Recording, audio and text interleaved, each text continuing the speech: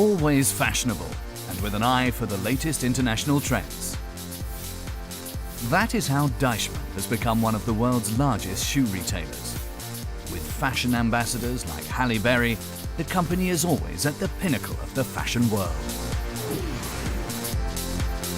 Who would have thought so 100 years ago, when everything began?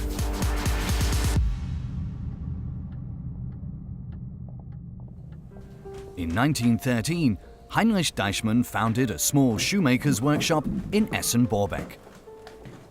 He was a skilled shoemaker, true craftsmanship, as was customary at the time.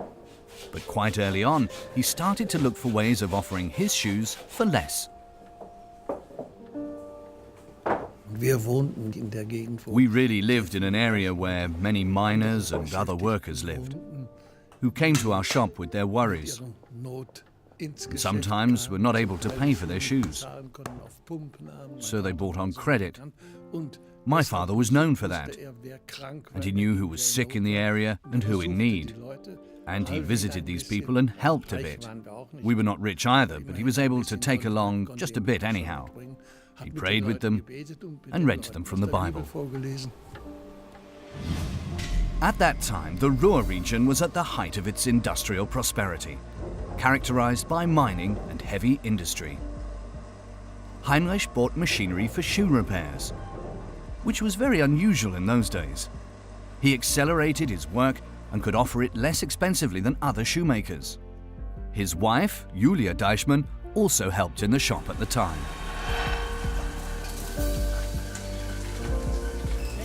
Miners have a tough job, and staying healthy and returning from the mines every day also depends on their equipment.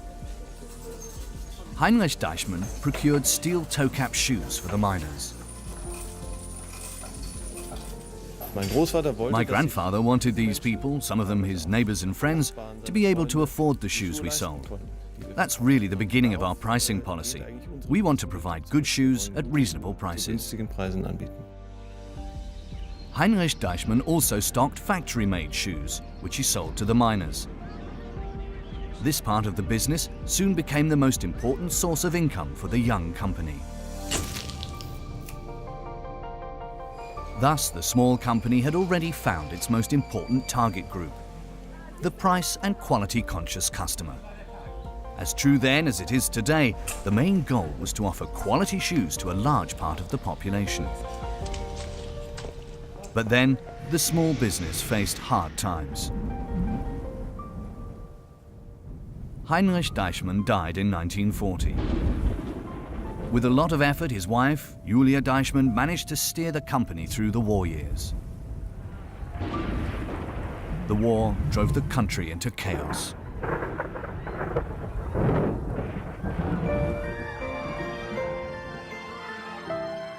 However, despite the disastrous political and economic situation after the war ended in 1945, people tried to make the best out of what was left to them.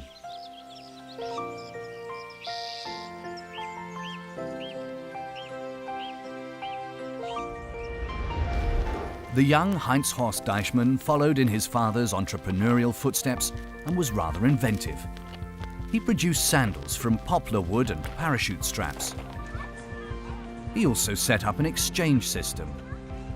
Pragmatism met business sense. Soon more than 5,000 addresses were in the customer files. In 1949, the first store outside of Essen was opened in Düsseldorf. The economic miracle followed in the next years. Courageous entrepreneurs, among them Deichmann, laid the foundations for today's success. Of course, people couldn't live it up yet.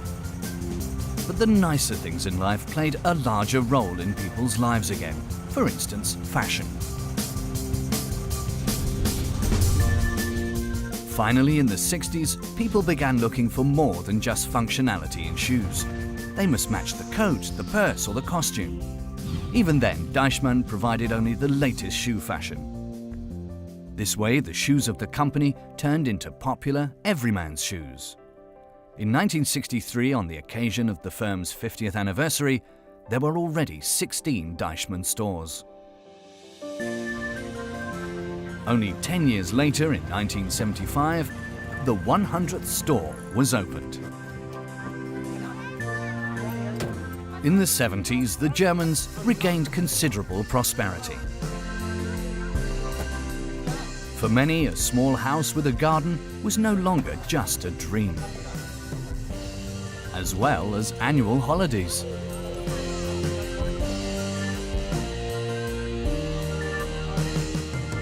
Heinz Horst Deichmann also discovered the world in those times.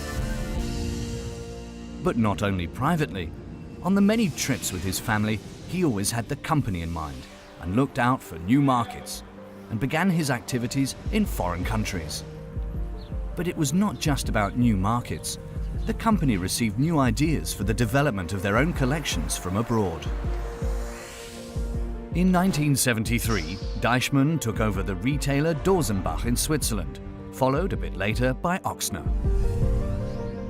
In 1984, Rack Room Shoes in the USA, and in 1985, Van Haren in the Netherlands. This was only the beginning of an expansion that continues to the present day. And while the company continues to grow, its principles remain. The company credo is, the company must serve the people. That means that there must be a deeper meaning in the company, in addition to revenue goals and profit targets. In 1977, Heinz Horst Deichmann founded the Christian relief organization Wort und Tat, which translates as Word and Deed. It supports projects in India, Africa and Eastern Europe. It gives those in need access to medical and social assistance and builds educational and training institutions. Our commitment today is focused on third world countries and is always marked by the fact that we want to take the love of Jesus Christ to the poor and lost, to those who went astray, and always in word and deed. In the 90s, the fast growth in Germany gave way to continuous prosperity as the hallmark of the Federal Republic.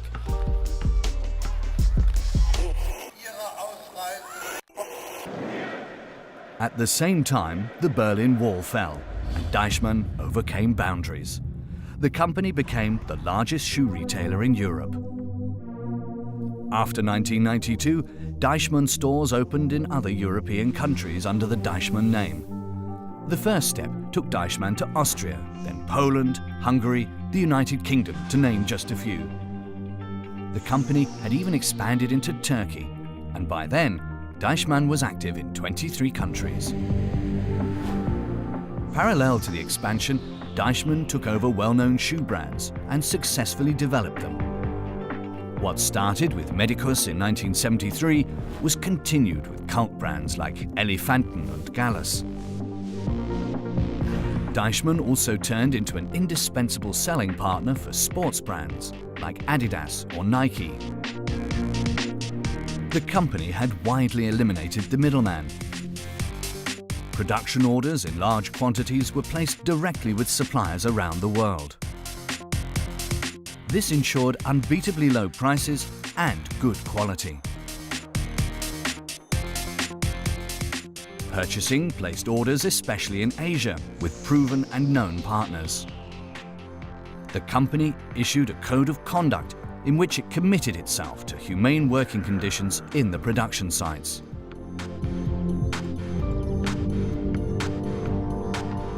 In 1995, Deichmann was the first shoe retailer broadcasting TV commercials on a large scale. In the following period, familiar faces worked with Deichmann. Stars such as the Sugar Babes, Cindy Crawford and Halle Berry in 2012 have presented their own collections at Deichmann. The customer experiences every season that Deichmann offers current fashion quickly, in good quality and at excellent prices. Our buyers, our designers, our trend scouts travel around the world on the lookout for current fashion trends and implement them the Deichmann way, good quality for reasonable prices. Since 2000, there's also been the Deichmann online shop. Customers have long been able to shop via the internet, and of course, Deichmann can be found on Facebook. Today we are a global fashion company. We operate in 23 countries and sold more than 160 million pairs of shoes in the last year. We stand for the latest fashion. We stand for good quality brands, which really makes us an international fashion and lifestyle company. Without the employees, the company would not have made it to the present state. I'm happy that all those involved with Deichmann are well. I do hope that it stays this way in the future. And I believe that my son is the best guarantor for this idea. Behind all this is the idea that the company must serve the people. Deichmann is still a family-owned company, with currently more than 33,000 employees.